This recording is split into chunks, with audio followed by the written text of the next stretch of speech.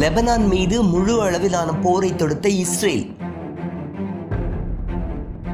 30 நிமிடங்களில் 80 இடங்கள் மீது தாக்குதல். பெண்கள், குழந்தைகள் உட்பட 100 பேர் பலி, 400 பேர் காயம்.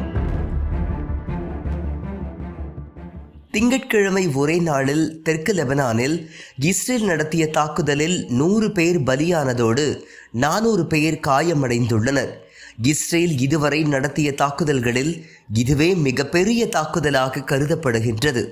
மருத்துவமனைகள் நிரம்பி வழிவதால் அவசர அறுவை சிகிச்சைகள் மட்டுமே மேற்கொள்ளப்படுகின்றது.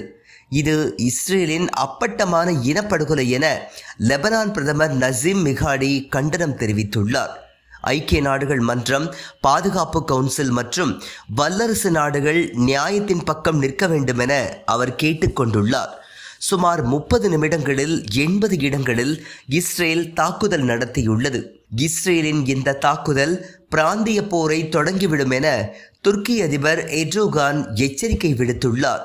காசாவில் 352 நாட்களாக நீடித்து வரும் இனப்படுகொலைகளை தடுக்க உலக நாடுகள் தவறிவிட்டதாக தெரிவித்த எர்டோகான், இஸ்லாமியர்களின் முதல் கிப்லாவான அல் அக்ஸா பள்ளி மீதான தாக்குதல்களை இனியும் பொறுத்து கொள்ள முடியாது என்று தெரிவித்துள்ளார். லெபனான் மீதான இஸ்ரேலின் இந்த தாக்குதல் முழு அளவிலான போரை பிராந்தியத்தில் ஏற்படுத்திவிடும் என எகிப்து வெளியுறவுத்துறை அமைச்சர் ஃபத்ர் அப்துல்லத்தி கண்டித்துள்ளார்.